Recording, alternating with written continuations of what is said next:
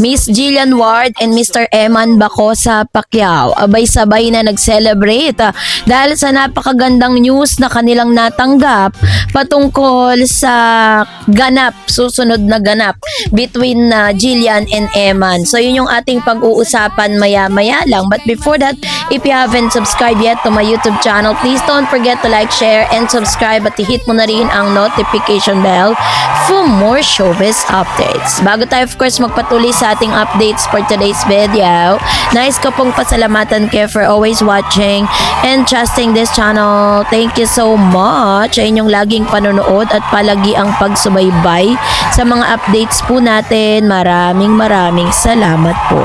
At ngayong araw, let's talk about this one dahil po talaga namang pinag-uusapan po ngayon ng ilan sa mga kaganapan dito kay Miss Jillian Ward, kasi matapos nga po na tapos na, it's a wrap it up na po talaga patungkol doon sa kanila pong pinagbibidahang Never Say Die. Kasama niya po si Mr. David Licauco at kalaunan ay lumabas na si Mr. Eman Bacosa Pacquiao para po maging isa sa mga guest sa nasabing serye. So this time, ang isa sa mga pinagkakaabalahan ngayon ni Miss Jillian Ward ay ang kanyang upcoming concert this coming July.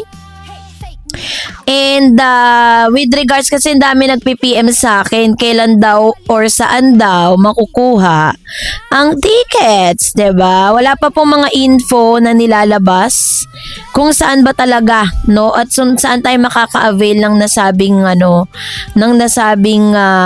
mga tickets, kasi parang pa lang siya, parang nire-ready pa lang para pag nilabas talagang excited na lahat ng mga fans to avail that kind of ticket. So pagkatapos po ng lahat ng ito, of course, marami nagtatanong, what's next for Miss Jillian and Mr. Eman? Ano na ba susunod? Pagkatapos ng kanila pong seryeng ito, meron pa ba tayong makikitang Jillian at Eman Ward sa mga susunod na ganap?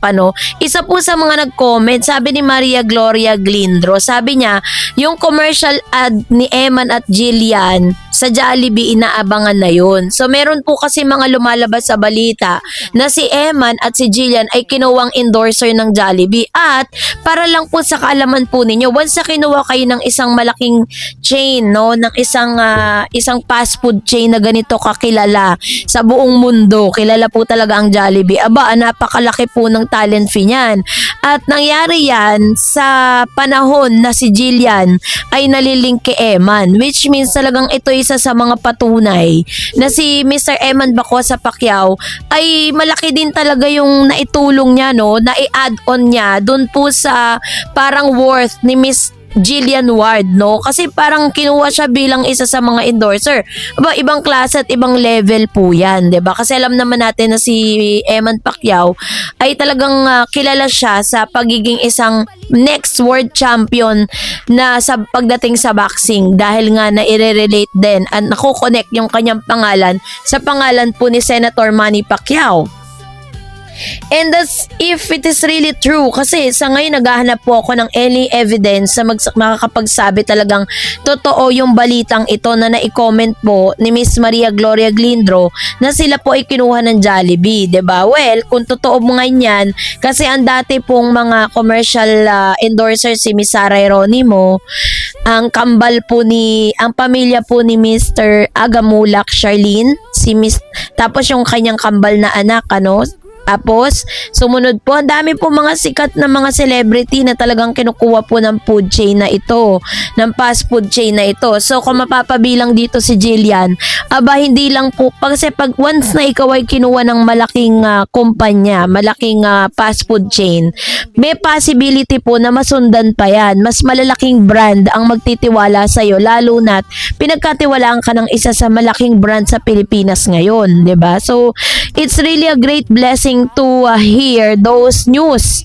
Pero syempre, kailangan pa rin talaga natin makahanap ng any resibong makakapagsabi. At the same time, is once na nakakuha tayo ng impormasyon with regards to that, ihahatid ko po sa inyo agad-agad, 'di ba?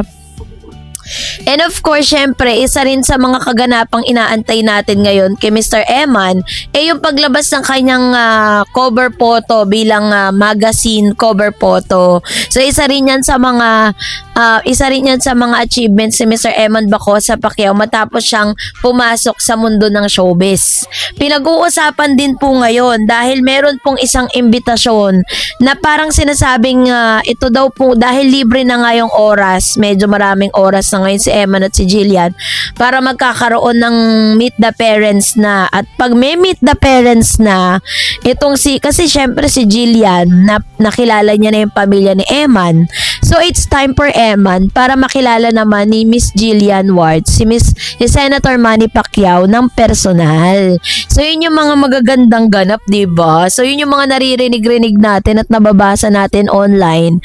And as of this moment, naghahanap tayo ng any resibo kasi meron pong isang live si Mr. Senator Manny Pacquiao na doon sinabi niya na super boto naman talaga siya at wala po siyang masamang tinapay kay Jillian. So, sobrang botong-boto siya kay Jillian kasi kung tutusin wala naman po talagang bad blood or wala naman po talagang na pangit na background si Miss Jillian Ward. Kung meron ng mga issue, that's really part of being artista, 'di ba? Talagang may issue yan nung nai-issue siya patungkol doon sa kanyang sugar daddy na siya po mismo ay kinat off niya po yung issue na yon kaya nalinis yung pangalan niya.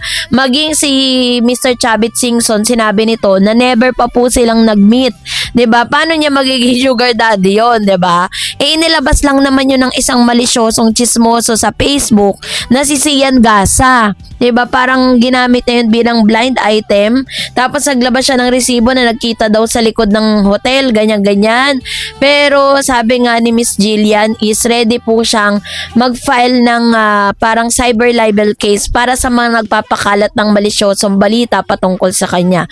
So dahil doon na clear yung kanyang pangalan, kaya naman hindi rin may kakaila na talagang maging yung mga magulang ni Mr. Eman, 'di ba, yung kanyang mami nung na-meet niya si Jillian, sobrang happy siya.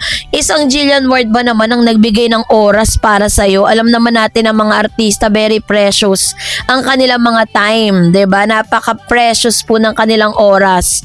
Kasi yung mga time na nandun si Miss Jillian Ward, pwede niya pong ipahinga 'yon, pwede niyang itulog 'yon, pwede niyang ibakasyon, pero nag-spend siya ng time for Eman nung siya po ay nanood ng kanyang laban, 'di ba? And that's really a great move, no? At a manifestation talaga na talagang like na like din ni Jillian si Eman dahil nakasuporta siya kay Eman. So ang natin ngayon, ang ating pong goal is makakita tayo ng mga ebidensya para po at least maging konkreto at hindi lang basta hearsay yung mga lumalabas sa balita patungkol kay Eman tsaka kay Miss Jillian Ward. Kahit ang dami po mga bashers nila, pero still naniniwala tayo na yung something special going on between them ay hindi na po mabubura yan sa history ng showbiz. Dahil kahit ano pong pambabash ang gawin ng mga bashers kay Jillian at Eman, wala pong makakapigil sa kung ano ang gusto po nilang mangyari. Kung gusto nilang mag-level up yung kanilang relationship, why not? Parehas po silang single at wala silang tinatapakang tao. Diba ba? So, kayo po, anong nyo sa loobin patungkol dito? Mag-comment kayo sa comment section. And that's it for today. For more videos and updates, please don't forget to like and subscribe. And please, don't forget to follow my Facebook page, Dareds TV and Dareds channel. God bless everyone!